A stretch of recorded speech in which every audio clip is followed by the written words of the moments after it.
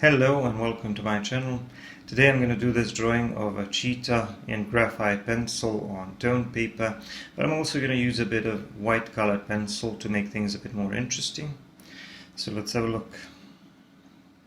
While I'm doing the sketch, I'm going to say a few words about the materials. The pencils I'm going to be using are Faber-Castell Pit graphite matte pencils. So this is matte graphite. They are less reflective. There is no graphite shine like with the conventional graphite pencils. In addition to them, I'm also going to use a bit of Faber-Castell white colored pencil, and I'm going to explain how I'm going to use it. Now, as for the paper is Fabriano sand colored tone paper. And the reason why I picked this combination is because when you use lighter pencils on toned paper, that's a quick and easy way to create a good range of value and to create some strong highlights.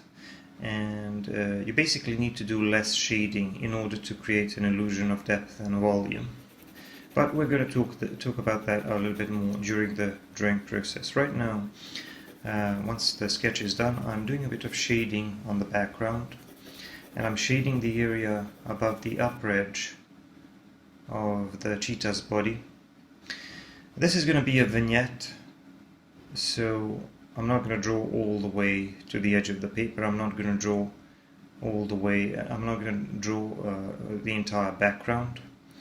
I'm mostly interested in the animal, and the reason why I did some shading here in this area is because I want to create some contrast between the background and the lighter part of the cheetah's body. So the light source is coming from above, and the top part of the body, which is facing up, is going to be lighter. So the way to create contrast is to shade the background a bit and to leave that part of the body, of the cheetah's body, lighter, and that way I can make the cheetah's body stand out against the background.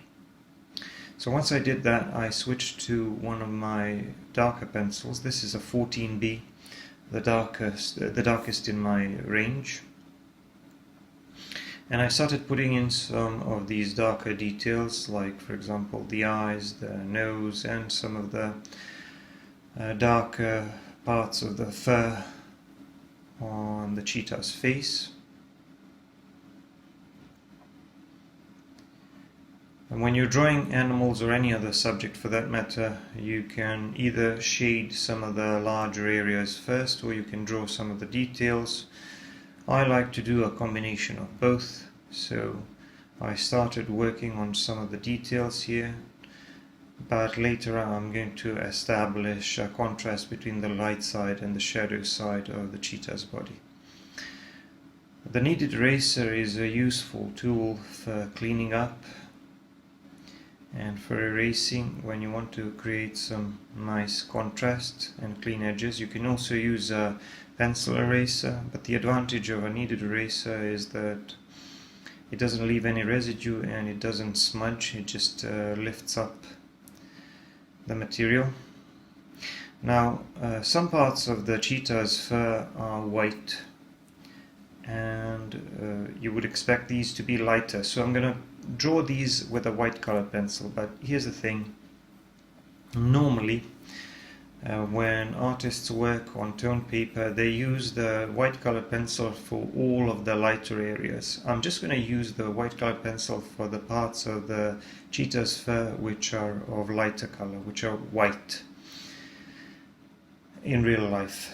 But the thing is that some parts of that white fur are in the shadow, so they're not going to appear white. I'm just going to go over them with a graphite pencil and shade them, making them darker in those areas where there is shadow. So basically I'm using the white colored pencil in a slightly different way than people normally do when they draw on toned paper. I'm using it both for the highlights and for the lighter colored fur And like I said, in those parts of the body where that fur is not going to be lighter, like for example on this lower part of the jaw, you can see I just shaded over it with one of my softer pencils, and now I have a nice range of value, plus I have three colors. I have the black or the gray in addition to that, and I also have this yellowish background for my base color, plus I have that white. So this is a slightly different, slightly unconventional way of working with a white colored pencil on toned paper, but it's something I have done before on some of my previous wildlife drawings. I did a drawing of an elephant in a similar technique, and I also did a drawing of an oryx antelope. I'm going to put the link in the end screen if you want to check those out. Obviously, because we're drawing a cheetah, there's going to be a lot of these spots, and that's going to take a little bit of work. But because this is not a large drawing, it shouldn't be too complex and it shouldn't take too long. The important thing for me here was to establish that contrast between the background and the upper edge of the cheetah's body. Now we're going to go into defining some of the anatomy of the animal and also some of the larger shadow areas. Now keep in mind, like I said, the light source is coming from above. It's also, I think, coming a bit more from the left, casting a bit of shadow to the right, but mostly from above.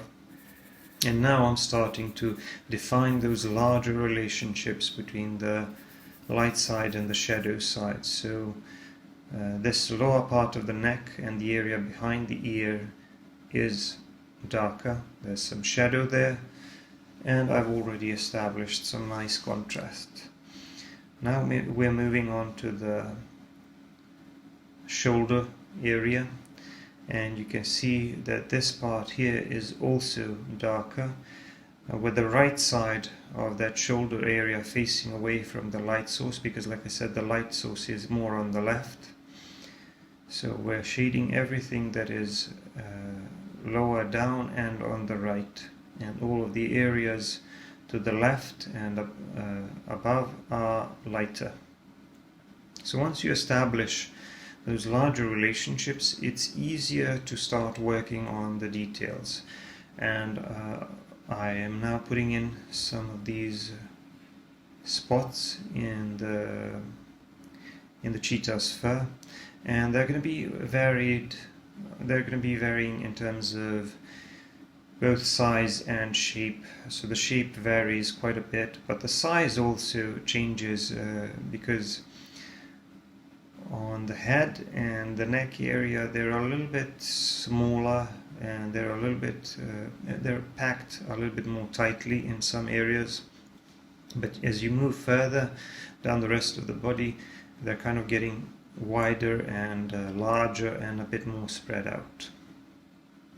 Using lighter pencils, I can also add a bit of texture to the fur, adding some indication of the hair, short hair, but I don't really have to do too much to that, because I think these larger relationships, the shading of the larger areas will probably grab the attention of the viewer immediately, and you also have those spots, so you don't really need that much detail. You don't really need to do too much work on refining the appearance of the fur. The chest area there is also lighter, meaning that there is some white fur there, but because it's in the shadow, first I put in the white colored pencil, and then I shaded over it with one of my graphite pencils. Now, once again, you may be wondering, well, why are you using a white colored pencil for a darker area and shading over it? Doesn't that defeat the purpose of using a white colored pencil? In terms of value, it does, but not in terms of color. So I'm using the white colored pencil not only for highlights here, I'm also using it to create an additional tone, additional color to make this to make this drawing more interesting, because if I didn't, we would only have gray tones and a yellowish toned paper. This way we have some white as well, so I'm making the drawing more interesting, not just in terms of value, range of value, but also in terms of a range of colors, I suppose. Even though it's not a color pencil drawing, but it's a bit more interesting than just a black and white drawing on toned paper. Alright, so that's my approach. I'm putting down some finishing touches on the upper edge here above the cheetah's head and neck, trying to make sure that there is a sufficient amount of contrast and that I have a clean edge to value. It's very important to have a clean edge where one object ends and the background begins, or the other object begins.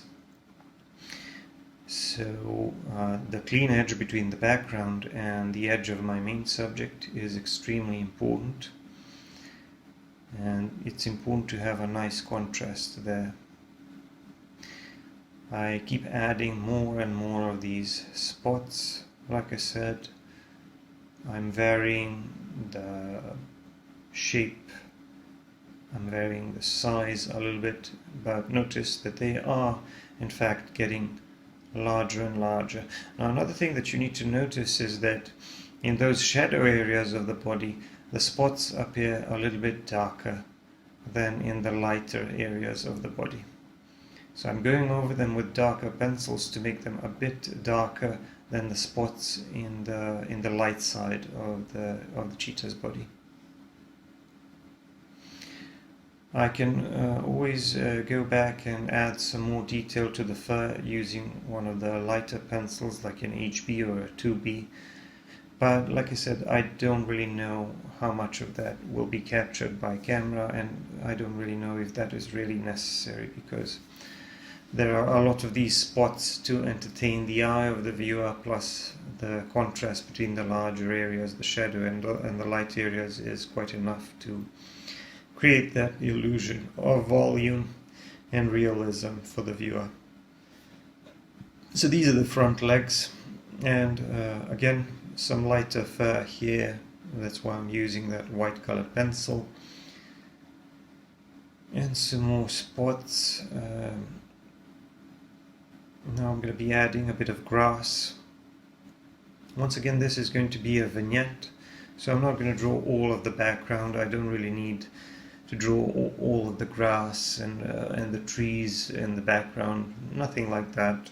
Just a little bit of shading and just a few blades of grass under the cheetah's body. And I do like vignettes, mostly when I'm doing portraits, but they can also be interesting when you're doing wildlife, because they allow you to focus on those things which you find important, and they allow you to omit or throw out those things that you don't really feel like drawing, or which you feel that they don't add much to the overall composition or the overall impression. And vignettes also give you a little bit more freedom with compositions. So there are many advantages to them. They're also a little bit easier in the sense that you don't have to fill in all of the paper, while you can still create a very nice and detailed looking drawing. So I need to define this upper edge a bit more. And once that is done, I can proceed with the shading of the rest of the body.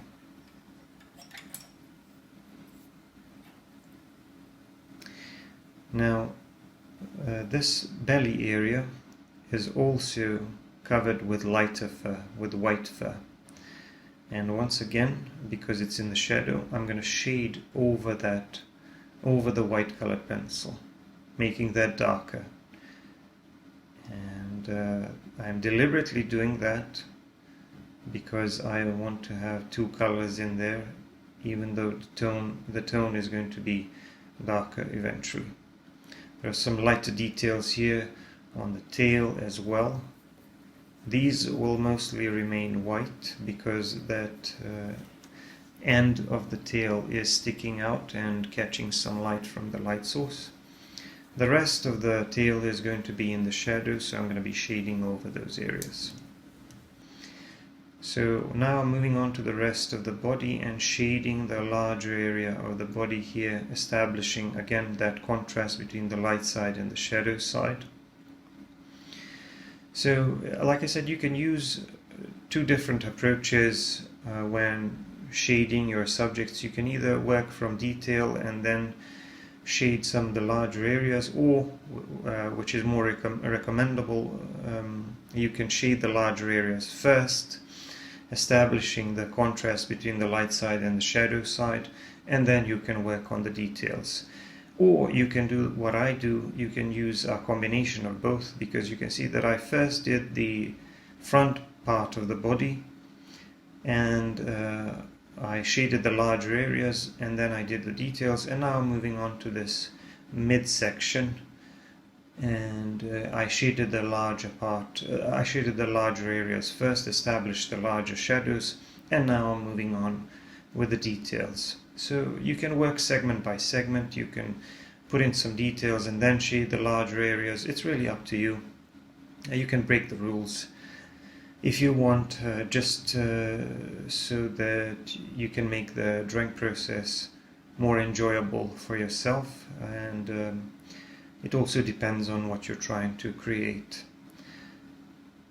But like I said, normally artists work from larger relationships to smaller details, but you don't have to do it this way. I put in all of those spots in the middle part of the body, and now I'm shading the hind leg here. It's all in the shadow, so it's going to be a little bit darker, and there's also some nice contrast between the lighter fur on the belly and the darker shadow part of the inner thigh and the groins of the cheetah. Just adding a little bit of random texture to both the lighter and darker parts of the cheetah's body. And notice how within this shadow area there are some darker areas, like for example that transition between the shoulder area and the rest of the body, and the hip area and the waist area. So those parts of the body which are deeper in and facing away from the light source, they're going to be a little bit darker than the rest of the shadow area. And now I picked up a pencil eraser, and I'm pulling some highlights in this grass here. I'm drawing some lighter blades of grass here, because the grass is going to be darker just under the cheetah's body, and the blades of grass which are in front, which are closer to the foreground, are going to be a bit lighter because they're not in the shadow, and they also allow me to create a nice transition for my vignette. Now I'm shading the rest of the body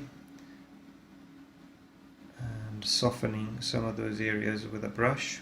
I'm shading the rest of the body here. I'm shading the thigh and the backside area. Most of this is in the shadow, facing away from the light source, which, like I said, is coming more from the right, more from the left, sorry. So the right side is the shadow side. And now I'm going to be adding some more of these spots. I'm going to be adding the details once I've established the contrast between the lighter areas and the shadow areas. So just a whole bunch of these spots here, and it's not a super complicated drawing. The only thing that's complicated when drawing wildlife such as cheetahs or tigers is that you have to draw a lot of these spots and stripes, but other than that I don't find these types of subjects to be too difficult. It depends on the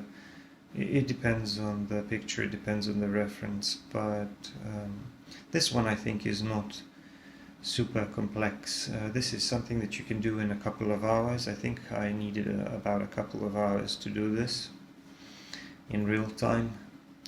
Speaking of which, if you want to see longer videos, you can go to my Patreon. You can find full-length real-time videos there, and you can find some additional content.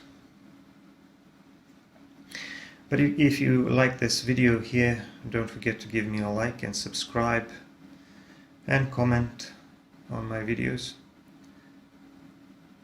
I'm just finishing the rest of the spots here on the hind leg, and trying to make this transition from the grass to the body a little bit more natural, so that we can still see a bit of those legs through the grass. And putting down some finishing details and finishing shading on the tail. You can see how this larger part of the tail looks to be in the shadow while the top is sticking out and catching more light. I really do like that contrast. It's small details like that that really add a lot to the realism of your drawing. And I'm just finishing some of the details on the grass and putting down some finishing touches on the rest of the body. I can also go back in and refine those shadow areas just a little bit more, making sure that we can see some transitions there as well between some of the darker areas and some of the lighter areas, even within that shadow area, because you want to be able to show the topography of the animal's body, and you want to be able to show the shape of that body.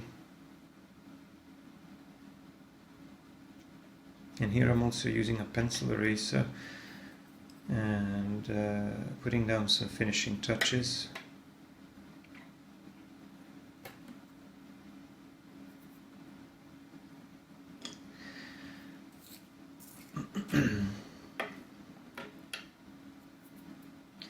I'm going to draw some lighter blades of grass here and there, going across the cheetah's legs, so that its legs are hidden behind the grass.